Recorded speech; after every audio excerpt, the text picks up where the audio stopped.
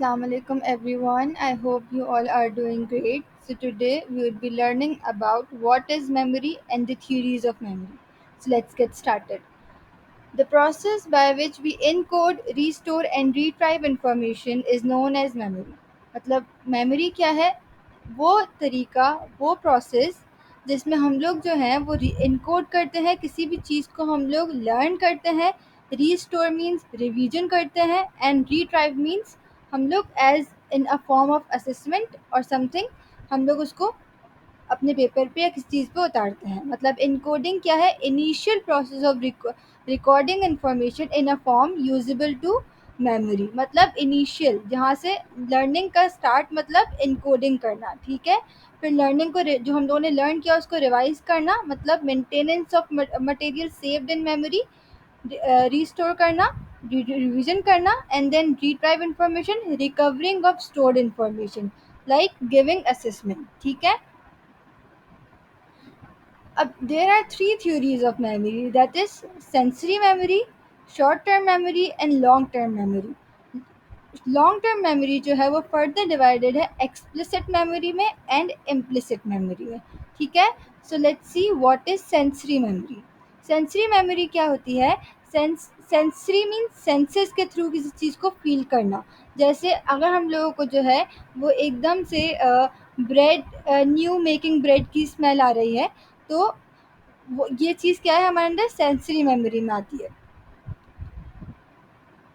उसके बाद what is short term memory? Short term memory refers to the capacity of storing small amount of information in mind and keep it available for a short time period.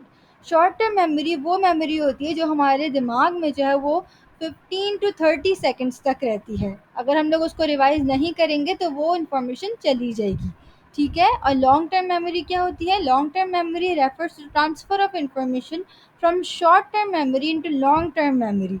मतलब अभी जैसे मैंने आप लोगों को बताया कि इनकोड, रीस्टोर एंड रिट्राइव। अगर हम उसको रिट्राइव करते रहेंगे, अगर हम उसको बार बार रिवीजन करते रहेंगे, तो क्या होगा?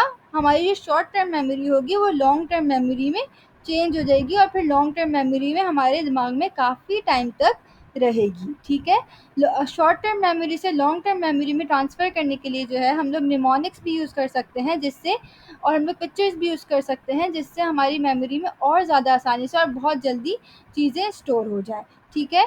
There are two types of long-term memory, as I have told you earlier: explicit memory and implicit memory. Explicit memory means intentional and conscious recalling of information. मतलब कि अगर हमारी मिस ने हमसे पूछा कि what is the table of two, तो हम लोगों को याद नहीं करना पड़ेगा, हम लोगों को पता है कि टू का टेबल क्या है। तो ये कौन सी मेमोरी है? ये इम्प्लिसिट मेमोरी है।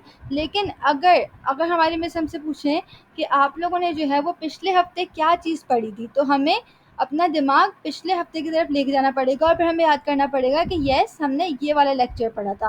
तो ये वाली मेमोरी क्या होगी? ये वाली एक्सप्लिसिट मेमोरी होगी, ठीक है। इम्प्लिसिट मेमोरी क्या है? Refers to the memory people aren't consciously aware but that can affect frequently performance and behavior, subsequently performance and behavior। मतलब हमारे हमारे बिहेवियर पे कोई इफेक्ट नहीं हो रहा उसका, लेकिन हमारे दिमाग में वो चीज़ें हैं, ठीक है। So that's it for today. I hope you like the video. अगर आप लोगों को इसमें कोई भी मसला है तो you can ask me in the comment section. Thank you so much. अल्लाह हाफिज़।